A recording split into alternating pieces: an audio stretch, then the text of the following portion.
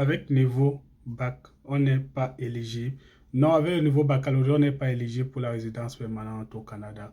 Le Canada, pour être éligible d'abord, il faut avoir un niveau d'études universitaires, c'est-à-dire avoir fait des études à l'université ou une formation équivalente à un diplôme universitaire comme le BTS, le DICEP et tout, qui est Bac plus 2. Donc, quand je dis Bac plus 2, je n'ai pas dit le nombre d'années, mais le diplôme que tu as obtenu. Voilà. Donc, Bac plus 2 au moins en montant. Ça, c'est d'un. La deuxième des choses, c'est qu'il faut avoir une expérience professionnelle. Maintenant, pour ravager tous les points dans l'expérience professionnelle, il te faut avoir au moins 4 ans. Il te faut avoir 4 ans d'expérience pour avoir tous les points. Donc, c'est pour dire que même si tu as un an, tu peux faire, mais tu ne vas pas prendre tous les points. Donc, pour avoir tous les points, il faut avoir 4 ans d'expérience. Maintenant, il y a aussi l'âge.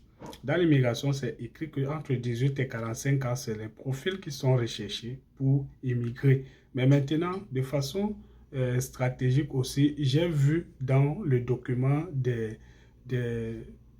critères de pointage que à partir de 38 ans, tu perds la moitié des points qui est assigné pour le critère âge. Il y a 150 points.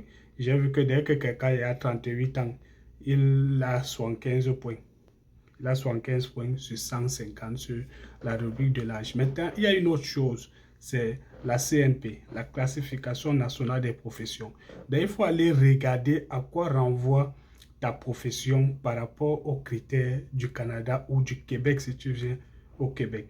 Donc, c'est-à-dire que tu dois aller voir les besoins du Canada parce qu'ils publient ça. Ils ont une page où ils publient leurs besoins et ils ont classé leurs besoins par groupe et par section sur leur plateforme. Donc, il faut voir à quoi ça renvoie. C'est de la section A jusqu'à la section E.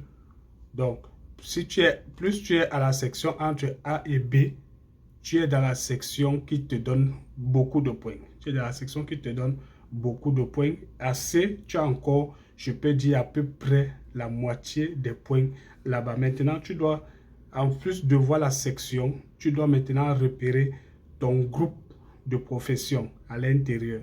Dans le groupe de profession, c'est d'aller voir à quoi renvoie ta profession ou ta formation. C'est-à-dire quoi? Tu peux avoir eu un diplôme, disons même d'économiste. Tu es un diplômé en économie, mais ton expérience professionnelle était beaucoup plus dans peut-être le secrétariat. Donc, tu as travaillé en tant que secrétaire bureautique dans le domaine médical. Ça veut dire que ton expérience professionnelle sera pour faire une comparaison, ce sera comparé à celui qui fait ici dans le domaine du secrétariat médical. Tu vois un peu. Donc, ce n'est plus avec ton diplôme, mais c'est avec ton expérience et le poste que tu as occupé pendant ces nombre d'années-là. Je vais revenir sur ça pour faire un peu le lien entre les postes et les formations et les grades et tout. Parce que beaucoup font souvent les erreurs dessus. Ils vont aller voir que leur formation qu'ils avaient eue peut-être se retrouve à la section A. Or, la profession qu'ils exercent se retrouve à la section C. Et ils font cet amalgame-là et ça fait qu'ils ont une intention de refus ou de rejet, non pas d'invitation. Il ne faut pas confondre parce que ce qui vous lance, ce qui vous met beaucoup plus en avant quand vous faites votre procédure, c'est beaucoup plus l'expérience professionnelle que vous avez eue. Si vous avez eu une expérience professionnelle dans vos domaines que vous avez étudié, tant mieux. C'est pour ça donc qu'on vous dit de venir, soit vous faites ce travail, soit vous venez vers des personnes qui ont la qualité ou la compétence de pouvoir monter bien votre dossier afin que votre CNP soit approximative avec avec les besoins du Canada. C'est un peu ça. Donc, ce n'est pas un travail qu'on raconte seulement comme ça parce qu'il y a tellement de métiers. Il y a tellement de métiers que ce que vous faites dans votre pays d'origine n'a pas toujours le même nom. Et si tu te trompes, tu vois, et si tu fais une petite erreur, ton métier, la façon que tu vas l'écrire ou le monter ici, ça va te mettre peut-être dans une section E. Si tu es déjà à la section E, tu oublies parce qu'on privilégie d'abord ceux qui sont dans les sections A, B C'est d'abord eux qu'on regarde. Dès qu'eux, ils sont liés à la section A, bien, on regarde vite le critère âge. Est-ce qu'il a l'âge? Est-ce qu'il a l'expérience? Donc, c'est toute une combinaison qui fait en sorte que la personne ait un profil important pour avoir une invitation. Je vous dis, vous pouvez être 10, vous avez vous 10 les invitations. Donc, n'ayez pas peur de travailler, n'ayez pas peur de contacter des personnes qui peuvent vous faire même une formation sur comment est-ce qu'on fait ça, ou alors vous aider dans votre procédure à pouvoir monter bien votre CNP. Maintenant, quand vous avez fini avec cela, il y a maintenant ce qu'on appelle aussi la déclaration d'intérêt.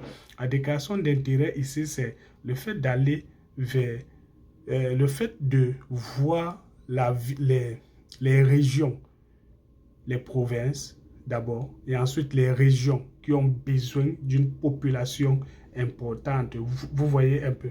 Parce que quand le Canada a déjà recensé les profils qu'il veut, vous voyez, il recense de façon générale. Maintenant, le général là est venu de quelque part, c'est-à-dire des régions ou des provinces qui sollicitent certains profils et tout. Maintenant, il faut cibler les provinces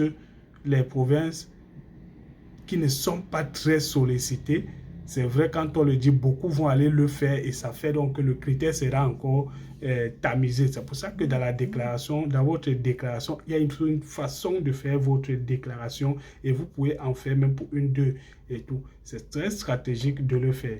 Et tant que vous n'êtes pas encore tiré du bassin, vous pouvez modifier votre profil à tout moment selon l'actualité, selon l'évolution, selon ce que vous acquérez encore au fur et à mesure, c'est-à-dire même votre test de langue que vous allez faire, vous pouvez le faire et ensuite constater que non, vos points au test ne vous ont pas plu. Vous allez encore refaire, vous venez encore modifier ce qu'il y avait et tout. Parce qu'il y a tous ces critères-là qui entrent en jeu. Donc, j'ai oublié aussi même le test de langue. Mais le test de langue, c'est ce qui te...